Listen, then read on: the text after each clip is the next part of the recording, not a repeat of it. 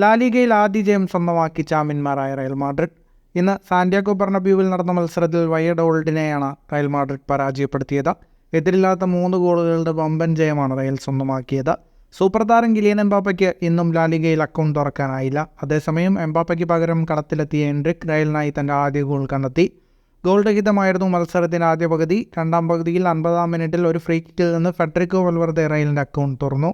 മത്സരം പുരോഗമിക്കവേ 88-ാം മിനിറ്റിൽ മിൽറ്റാവോയുടെ long ball പിടിച്ചെടുത്ത ബ്രാഹിം ഡിയാസ് റയലിൻ്റെ ലീഡ് ഇരട്ടിയാക്കി. ഒടുവിൽ ബ്രാഹിം ഡിയാസിൻ്റെ അസിസ്റ്റിൽ തൻ്റെ അരങ്ങേറ്റ മത്സരത്തിൽ ബ്രസീലിയൻ വണ്ടർകിഡ് എൻട്രിക് റയലിനായി തൻ്റെ ആദ്യ ഗോൾ കുറിച്ച് റയലിൻ്റെ വിജയം പൂർത്തിയാക്കി.